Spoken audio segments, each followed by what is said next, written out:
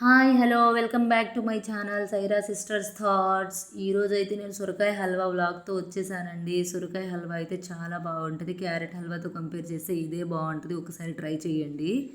ఇక్కడ చూసారు కదండి, ఈ సొరకాయలో హాఫ్ ముక్కనైతే తీసుకున్నా నేను. ఈ పాలనైతే స్టవ్ మీద పెట్టేశానండి.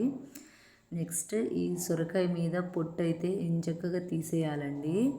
పొట్టు తీసేసిన తర్వాత దీన్నైతే ఒక 6-7 పీసెస్ లాగా కట్ చేసుకోవాలండి.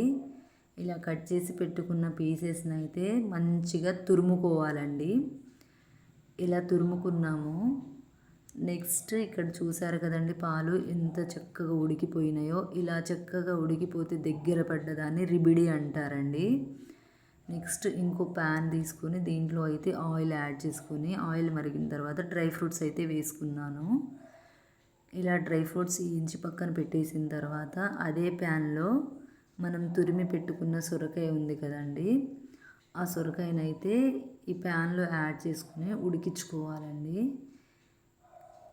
ఇక్కడ మనము పాలు రిబిడి ఎందుకు చేసుకున్నామంటే, ఈ హల్వా అనేది మనం వేడి చేసుకున్న పాలు పోసుకుంటే ఇరిగినట్టు అవుతుంది, తెల్ల తెల్లగా పలుకులు పలుకుల్లాగా అవుతుంది కదండి. అదే మనం రిబిడి పోసుకుంటే మంచిగా ఉంటుంది. నెక్స్ట్ దీంట్లోకి అయితే నేను షుగర్ యాడ్ చేసుకున్నాను. మీరైతే బెల్లం యాడ్ చేసుకోండి, బాగుంటుంది, హెల్త్కి కూడా మంచిది. నేను షుగర్ ఎందుకు యాడ్ చేశానంటే, పిల్లలు షుగర్ వేస్తే కొంచెం ఇష్టంగా తింటారని షుగర్ వేసానండి. ప్లస్ నేను చేసింది తక్కువ కాబట్టి యాడ్ చేసేసాను. ఇలా ఉడికింది కదండి, మొత్తం ఉడికిన తర్వాత ఇందులో అయితే మనం తయారు చేసి పెట్టుకున్న పాలు ఉన్నాయి కదండి, ఆ పాలనైతే యాడ్ చేసుకోవాలి. ఇది ఉడికిన తర్వాత టేస్ట్ అండ్ కలర్ కోసమని కొంచెం ఫుడ్ కలర్తో పాటు ఇలాచీ పౌడర్ యాడ్ చేసేసాను.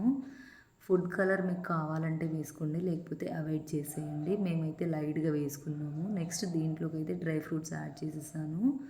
చూడండి ఎంత బాగుందో మనకి. నా వీడియో నచ్చినట్టయితే లైక్, షేర్ అండ్ సబ్స్క్రైబ్.